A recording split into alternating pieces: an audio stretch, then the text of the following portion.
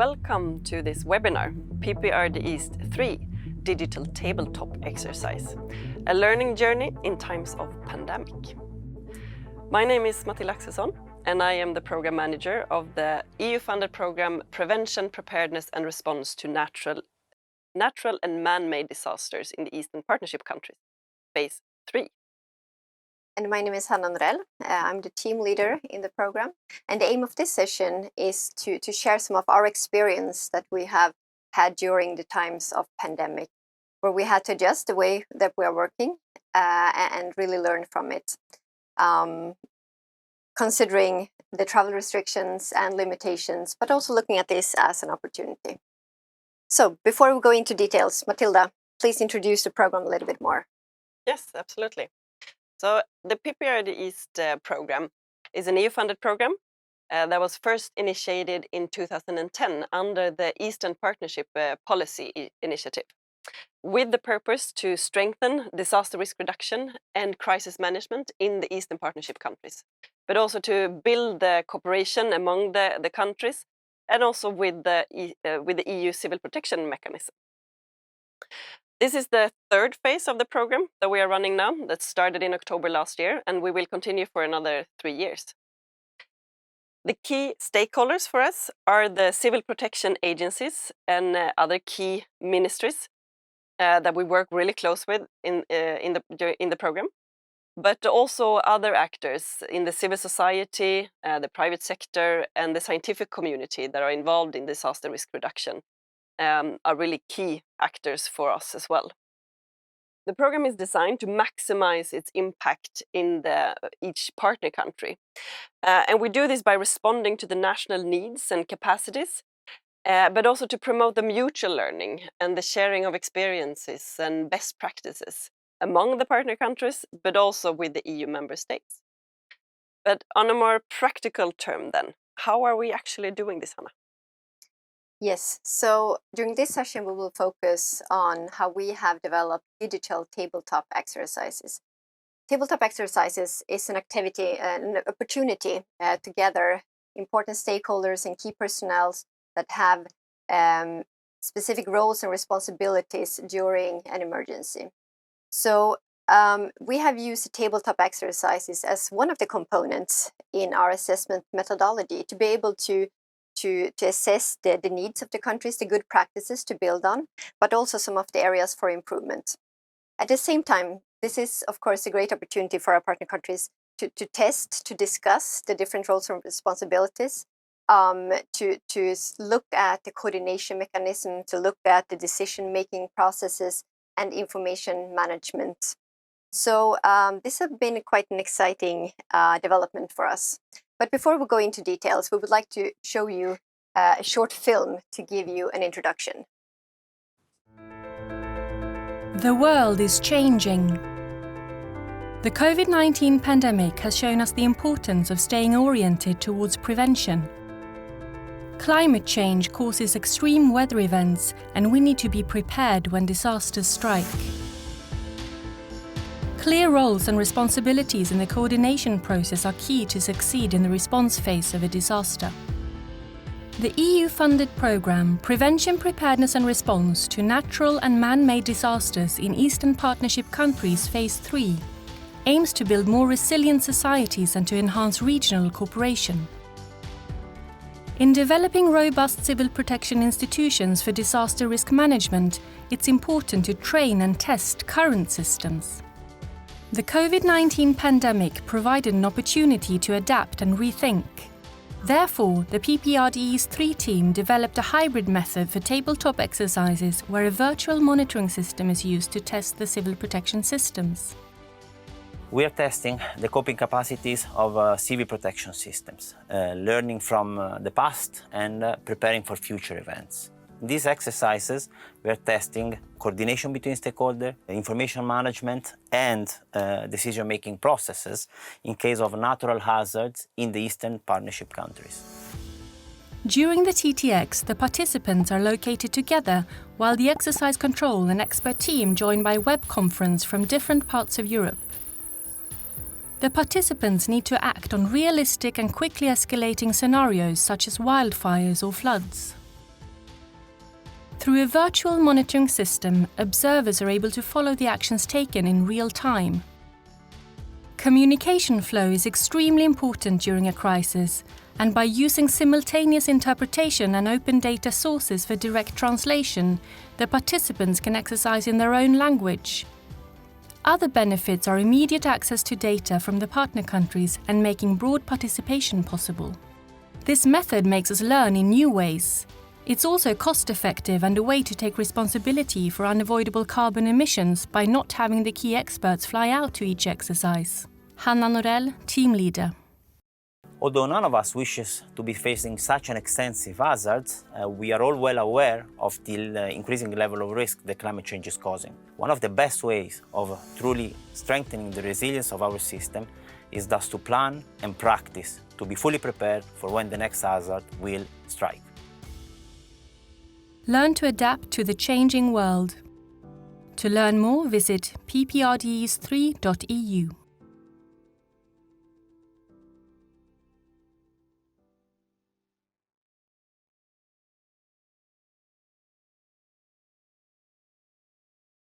Okay, so now you have gotten an introduction to the tabletop exercises that we have developed. And now we will go a little bit more into details of what you have just heard.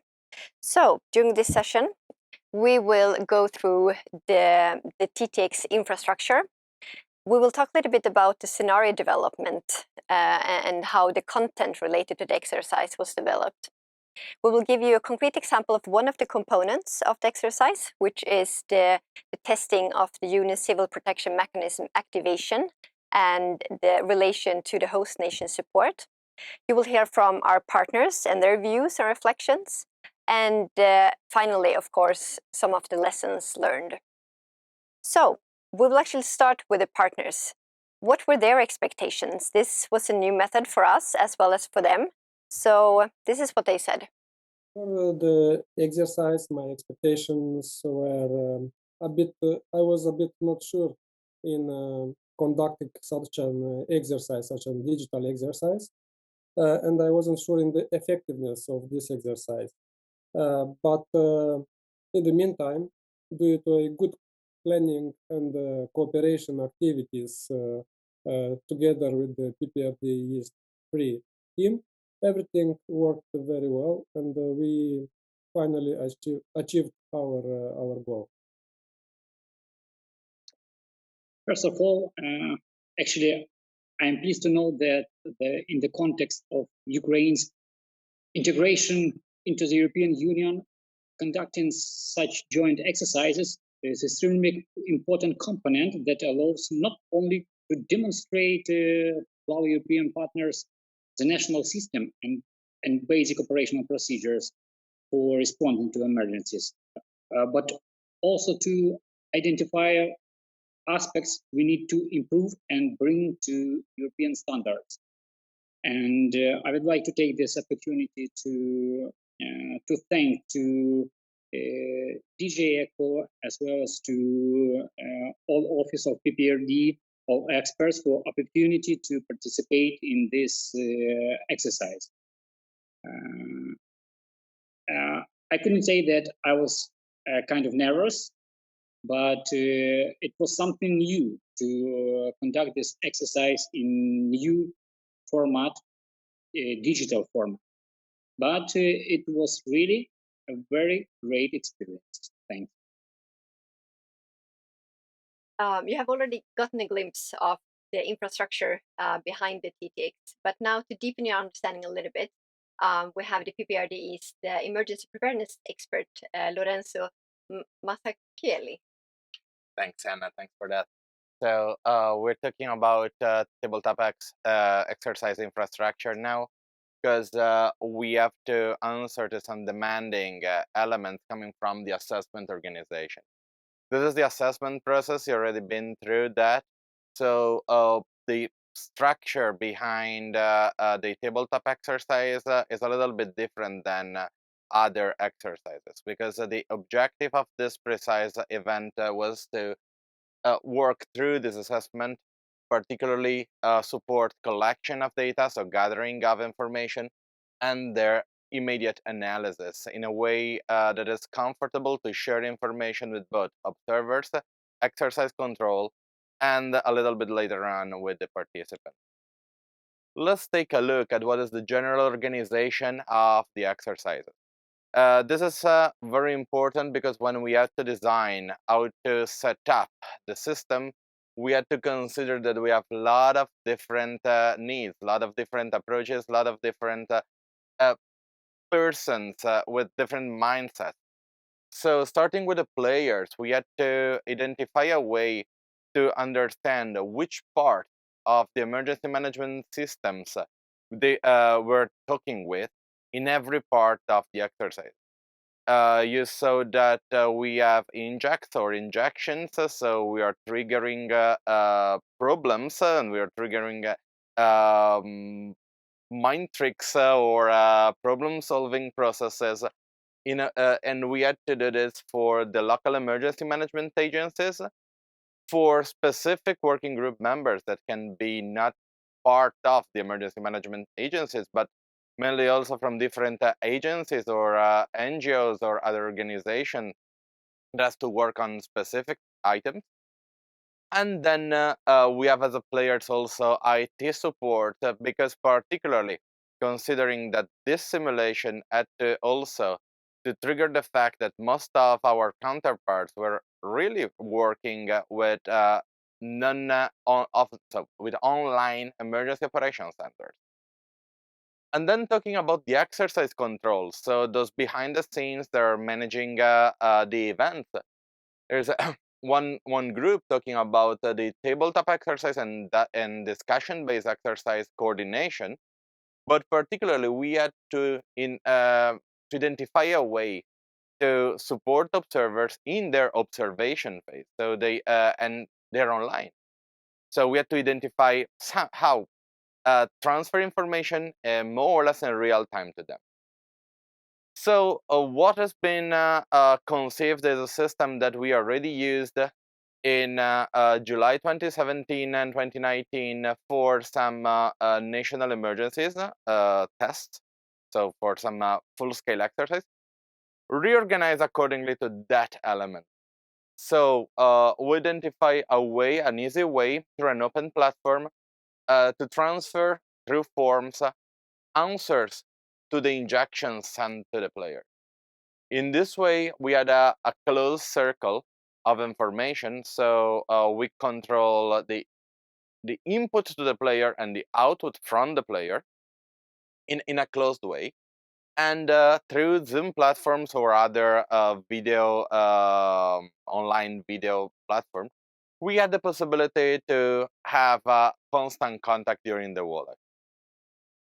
Why this? Because we had to gather different information in a platform, so in a dashboard for common visualization. So what we did in the end was a form that the player can fill when they receive the inject, and in a way that was comfortable for them to answer to the inject, but also in a way that is comfortable for us to quickly integrate answer to with a question.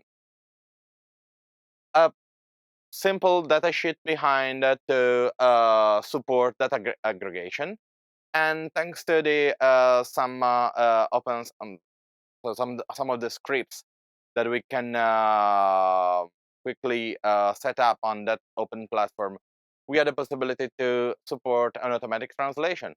So still to support the player, they were able to answer in their own original language, in their mother tongue. Then same time, the observer had the same system to send their idea and their analysis through observing sheets. And all these elements aggregated are shown in a visualization dashboard that can support both exercise control and observe. We didn't share the dashboard with the players because in the real time they don't have it.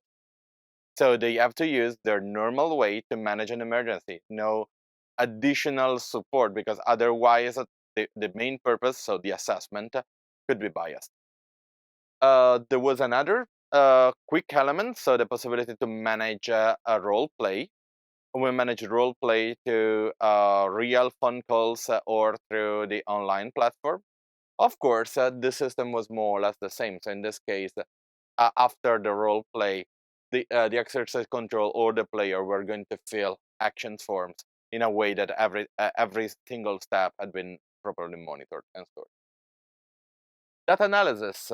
We after the action, so not after the exercise, we had the possibility to integrate evaluation forms, to integrate actions and injections and the event together. So filtering the dashboard, we had the possibility in real time to review immediately what is done, and the exercise control can in that way change the inject, the order, the content, in a way that is so natural according to the evolution of the response. So if they were already responding in a way, there's no sense to provide an inject that is triggering them to respond in that way or in another way, but inject has to follow the real evolution of the response. And then in the same dashboard, we put also useful information and useful links for the observer, so that there's only a unique place where they can find everything. So, thank you very much. Thank you very much, Lorenzo. So this is how the system has been developed and how it works. Before you heard from our partners about their expectations, and now you're going to hear from them again about what they wanted to test in this exercise. Despite the COVID pandemic and COVID-related restrictions, this year we have managed to conduct digital tabletop exercise to test the coordination, information management, and decision-making process in case of disasters in Georgia. So we expected to test interagency cooperation in tactical, operational, and strategic level, and also the activation of National Civil Protection Plan, Georgia National Civil Protection Plan, that regulates the work of state authorities in the field of civil protection. Besides interagency cooperation, Georgian Emergency Management Service intended to test host nation support SOPs that were adopted in August 2020, and that is focused on providing international support during the emergency situations. Actually, during the TTX, it was important to test coordination between governmental institutions, as well as collaboration with the non-governmental sector, including high-risk objects. And it was important for all participants to understand how the information flows. In this regard, I think inviting the Hydrometeorological Center of State Emergency Service of Ukraine and the local participants, such as representatives of hydroelectric station, was extremely important for every participant, and I think for our European partners too. During the exercise, we brought together in the National Crisis Management Center all the stakeholders usually involved in managing large-scale disasters.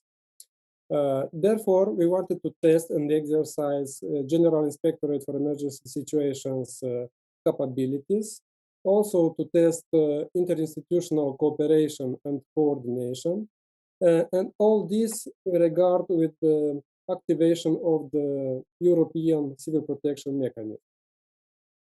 And now to the question on how we designed the tabletop exercise in order to test the coordination, the decision-making, the roles and responsibilities in the partner countries during a disaster. So to describe this, our tabletop exercise coordinator, Davide Mioso, will explain a little bit more. Thank you, Anna. So let me take a step back to explain how we designed the scenario. Now, we wanted to test, as you said before, the interaction between stakeholders with a particular focus on communication flows and the use of the communication that they make, the data inside the communications. We tested the use of hydrometeorological data, which is an important and central part for early warning to early action strategies. So we wanted really to see how they pre-activated their own mechanisms. Response with a focus on, as I said, the preemptive activation of the mechanisms, and Union Civil Protection Mechanism activation, as my colleague and friend Anthony is going to speak about in just a minute. Now, this scenario, the lead scenario, was built on these different events, and we developed a list of injections for each event to really trigger some behavior, to really trigger their mechanisms. So looking at the legal framework, we asked to make reference to the legal framework, to their operational procedures, to their standard operational procedures, and respond to the different injects. Now, when it comes to the physics of the event, when it comes to the real scenario, we did want to try to enhance the training experience by providing realistic scenarios. So we used past events. We didn't have to use too much fantasy. Unfortunately, we had enough events to pick and choose from. All the events are country specific. So for each TTX, we worked on a specific event. We used historical data. We used and followed exactly the physics of the event. So also the dynamics were respected. We didn't, as I said, we didn't want to surprise our participants, but make them more focused on what they did, how they did it, and how they could do it better, how they could improve it. So the time was multiplied by 8 or 12 according to the length of the real event, and impact and extents were really respected. So they all recognized where they were their environment, their operational environment. This is just a few examples. So we used also available information, available tools, tools that are also provided by the European Union. In this case, for Georgia, we developed the scenario on the basis of the Bojomi fires of 2017, which was a quite interesting scenario. And then for others, we did work also for forest fires. So this propagation map that we shared with our colleagues on the ground. So we did test both floods and forest fires. One of the things that we really wanted to look at, especially, was the use of hydrometeorological information to see how the system can work preemptively. So this is one of the core parts of early warning systems. How can we forecast a potential hazard? How can we tie it to a scenario that is clear in the ground, in the field, and how we can activate our systems on the basis of forecasts and observations. In this case, you can see here, for example, we also used EFAS, the European Forecasting and Alerting System, and EFIS as for the forest fires. So doing this, and one of the aims of this program is also really to strengthen the early warning systems and strengthen the early warning to early action strategies that are implemented in the country. So we wanted them to use operatively these tools and, yeah, to test how they could be used. Thank you. Thank you very much, Davide. So to give you a concrete example of one of the components that we're testing during the exercise, when the simulated crisis has increased to such an extent where international support is needed, our PPRD East senior exercise expert, Antonin Peter, will describe a little bit more. Please, Antonin. Thank you, Anna.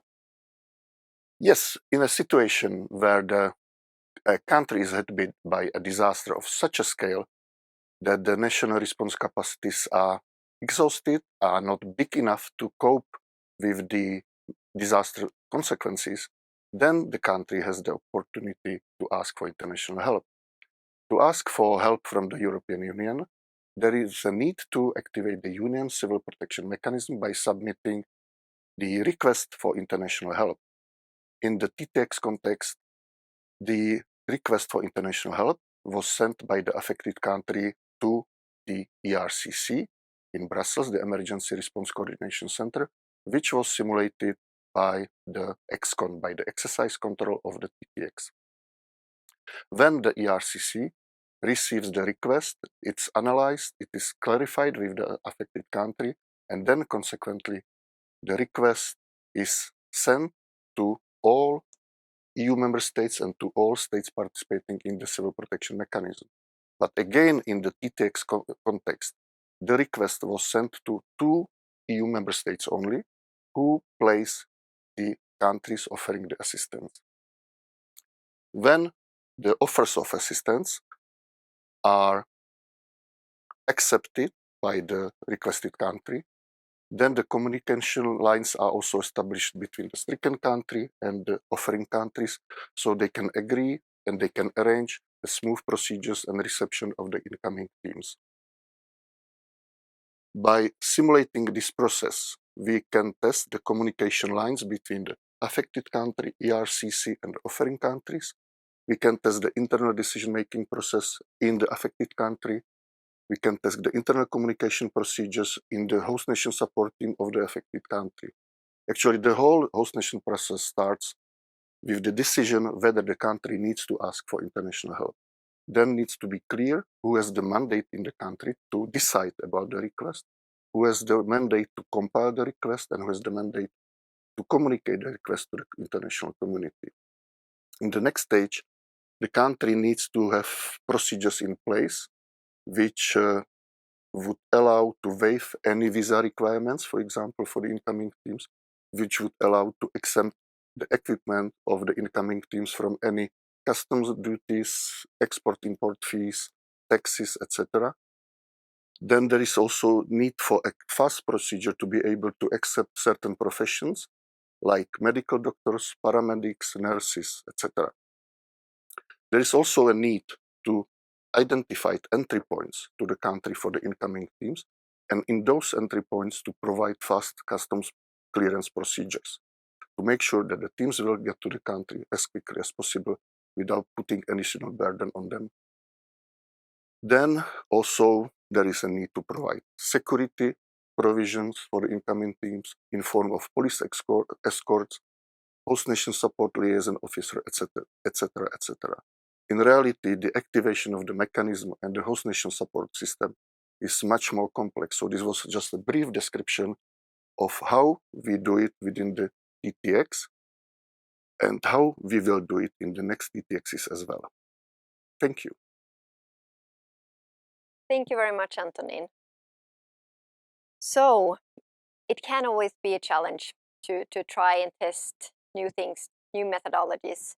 And here is what our partners thought afterwards. What were the challenges, but what were also some of the advantages of this method?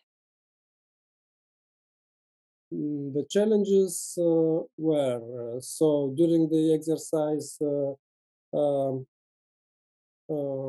everything worked well. We had a strong cooperation with the ExCon team. Initially, it took some time to accommodate with the new mechanism. This digital exercise was for the first time for me and for my team. So it took some time to accommodate, but afterwards everything worked well. We had a good coordination of the activities with the civil protection experts that are working on the PPRD East team. And during the exercise, we achieved our goal to check and test the cooperation and the coordination. Also the mechanism was activated, and I consider everything worked as it was planned initially. The wins of this method are few of them, which we consider it is very well structured. We can plan it a time before and to conduct in a needed manner, let's say. And the wins of such an exercise is that we can conduct it remotely. And we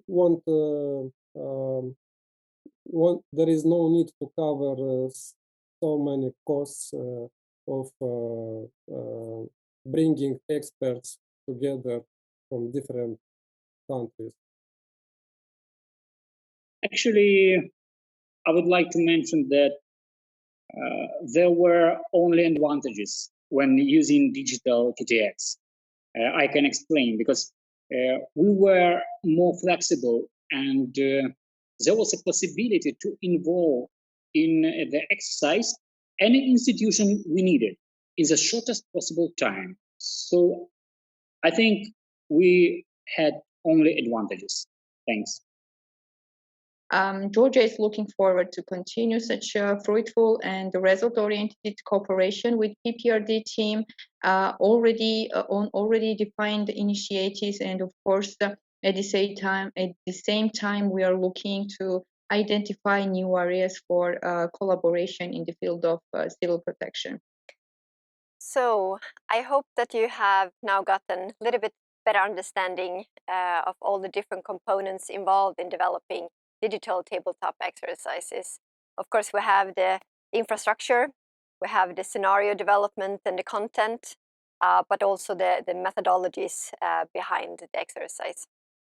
So there are a few things that I would like to highlight here when we are wrapping up. We believe that this method has been successful in getting immediate access to data which we can analyze. It has also provided an opportunity to have a broad participation both from local, national, regional, and international level. And of course, being quite cost effective in that sense. And finally, this is a way to take responsibility for environment. We don't have to fly all the international experts to the field, and by doing this, we are avoiding carbon emissions. So, moving over to some more concrete lessons learned. Some of the things that we would like to share with you is, first of all, the mission, mode, and mood. This is important in any exercise, but perhaps even more important during a digital exercise. So, of course, we have the realistic setting as an important precondition. The use of different communication and media tools, and the use of different methods, role plays, or sending information in different ways. So this is really imperative to have a successful result, to have the participants, to have the players getting into mission, mode, and mood. Second thing, the choice of communication platform based on what you need for your exercise. For us, it was important to have the opportunity to have simultaneous interpretation and also automatic translation, which enabled our partners to speak in their own language. For us, it was also important to have digital group rooms or breakout rooms to be able to communicate between us from the observation group, the exercise control, etc. I already mentioned the success with having immediate access to data. So here, of course, I would like to mention the virtual monitoring system, the dashboard that we have created during this exercise. There are, however, some limitations in the possibility to observe the exercise. We are not there on the ground. So observing certain processes, soft skill capacities with our partners, it has been a challenge. But what we have done to try to overcome those limitations or those challenges is to have to make contact and establish contact with national experts from the very early start in the planning, but also during the implementation of the exercise to have a national expert inside of the exercise control within the management to really strengthen the relevance, of course, of the exercise, but also being able to adjust to the situation which is playing out on the ground.